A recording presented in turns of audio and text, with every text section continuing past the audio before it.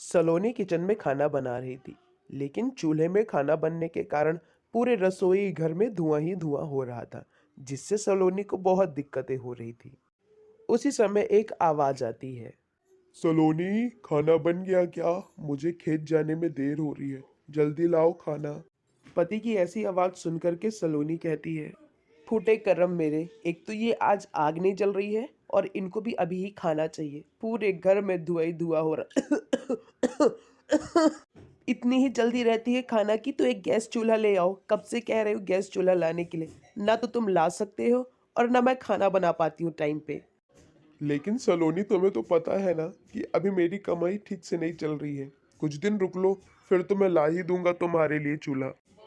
और कितना इंतजार करूं? यही करते करते तो 5 साल बीत गया है। तुम्हारी कमाई कभी पूरी नहीं हो पाती और कभी तुम कुछ नहीं ले पाते हो।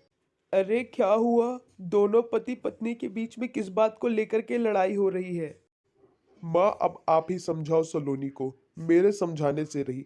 कब से कह रहा हूँ बाद में ला दूंगा गैस चूल्हा, पर ये तो जिद लेके बैठ गई है।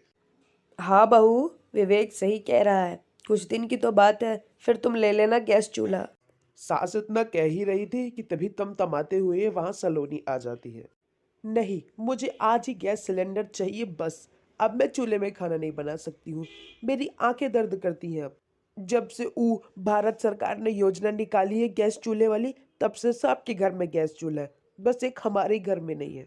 हाँ सलोनी, तुम ठीक कह रहे हो। इस बार की जैसी ही फसल होगी उसे बेच के हम गैस चूल्हा ही लेंगे, और उसके साथ साथ कुछ बर्तन भी ले लेंगे, जिससे तुम्हें बिल्कुल परेशानी नहीं होगी। अब खुश ना? अब तो आ जाएगा चूल्हा। चल मेरे लिए चाय बना। नहीं, आज से मैं भी काम करूंगी और मेरी जो कमाई होगी मैं उससे सबसे पहले गैस चूल्हा ही लूंगी। ऐसा कह के सलोनी वहां से गुस्से अरे में बहू, काम मेरी ढूंढने के बात लिए तो चली सुनो। जाती है। सुनो बहू, सास रोकती थोड़ा ही तो रह रुको। जाती है, पर सालनी नहीं रुकती। तूने देखा ना बेटा, अब क्या करे, तू ही बता कुछ। जाने दो माँ, सलोनी को अपने मन का करने दो। अभी वो गुस्से में है, हमारी बात नहीं समझेगी। शायद थोड़ी देर में उसका गुस्सा शांत हो जाए तो खुद ही घर लौट आएगी। विवेक माँ को तो ऐसा समझा रहा था, पर सच बात ये थी कि उसे मन ही मन अब सलोनी की ज्यादा चिंता होने लगी थी। इधर सलोनी एक कॉलोनी में आती है काम ढूंढने के लिए। अब क्या करूँ? आ तो गई हूँ काम ढूंढने के लिए। एक काम करती हूँ, ये जो सामने वाला घर है यहीं जाके पता करती हूँ, शायद कुछ काम मिल जाए। उस घर की मालकिन सोनम थी, जो कि अच्छे स्वभाव की थी। सोनम के पास सलोनी आती है काम मांगने के लिए, और आकर के सोनम से कहती है, मैडम मुझे कुछ काम मिल जाता तो आपका मेरे ऊपर बहुत उपकार होता। हाँ, काम तो तुम्हें मिल जाएगा, पर अपना नाम बताओ और कोई आईडी प्रूफ मुझे ला के दे दो, और फिर अगर ठीक लगेगा मुझे तो तुम कल से काम में आ सकती हो।